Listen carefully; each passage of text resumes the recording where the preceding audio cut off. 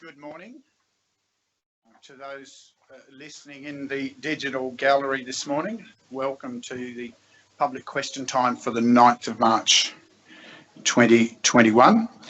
I'll ask the CEO to read the first questions on behalf of the questioner.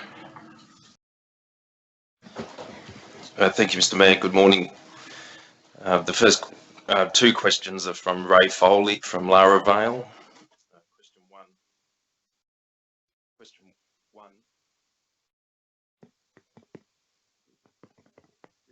We've had a system failure again.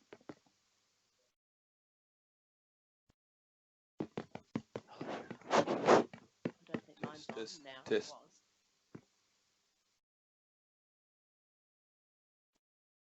Testing. Hello.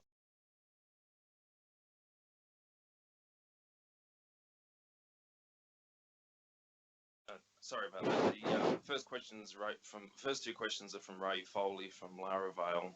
Question one is, would Council please provide an update on the Beaudesert Town rejuvenation project, including major time milestones, and when can residents expect to see the first apparent signs of work progressing?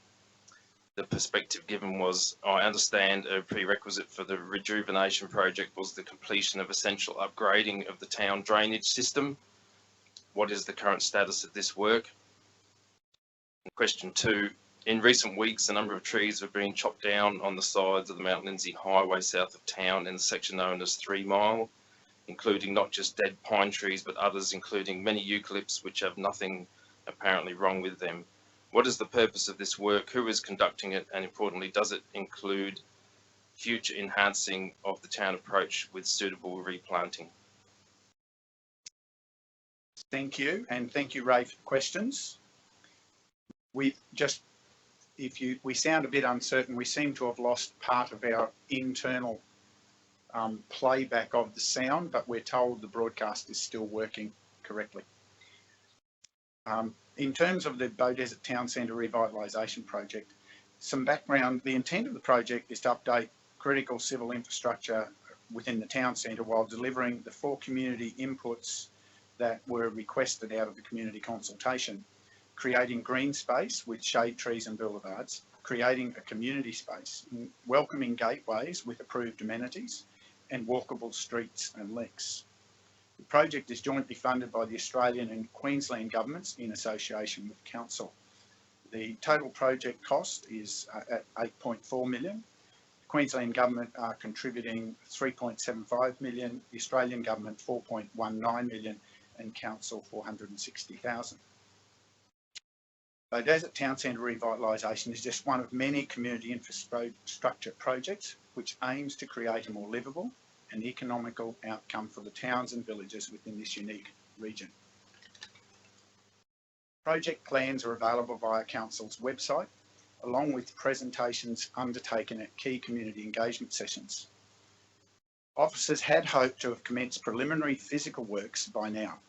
However, there have been a number of technical challenges that are requiring resolution, including some involving third parties.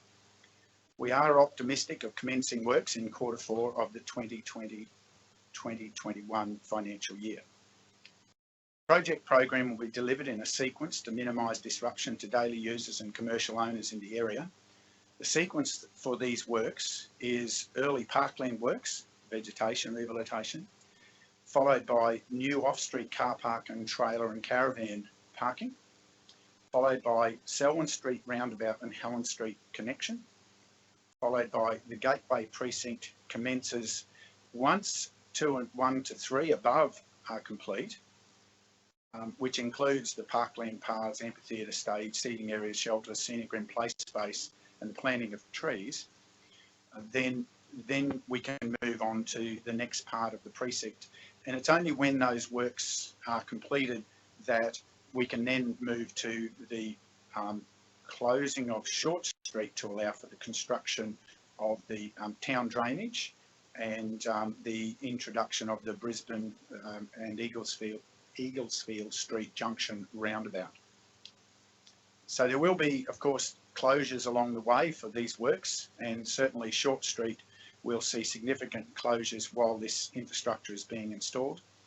And of course, with every works, they'll be undertaken in a way that reduces the impacts and the inconvenience to the public as far as possible. However, as I said, we are behind where we wanted to be. You cannot always predict the challenges in the conversations involving other parties before you can start works. That's the challenge that the team are working through. And it will be a project that takes some time to sequence so that we can allow the access required, particularly into the Helen Street precinct when the works in Short Street progress. So I hope that provides an update for now, and when we get more specific detail, we'll certainly continue to provide those updates either via press releases or certainly via Council's website. We turn to the question 2, the 3 mile works on Mount Lindsay Highway. Mount Lindsay Highway is, of course, under the oversight and ownership of the Department of Transport and Main Roads. South Coast District in particular have that control, and the project underway is being delivered by a contractor of that department. We have tried to get further information from DTMR, and they've advised us to direct any inquiries to them.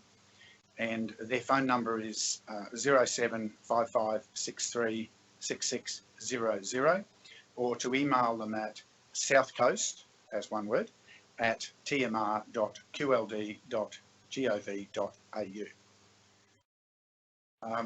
Now, the DTMR provide a road lookup service on their public website. So before making contact about any road, confirm again who owns the road, and ensure your inquiry is directed to the right agency. But I wish we could give more information. However, it's not our project, and we do also hope that as the project is completed, thought is given to the proper appeal of the entrance to town. Now, there were other questions provided. In all, there were 5 questions from 3 parties that have not been accepted for consideration today. And just like to clarify, these 5 questions were proposed for today's public question time were not accepted, as the matters they were seeking to gain information on were more appropriately dealt with through other existing established council processes, and they've been referred to the relevant business units for those responses.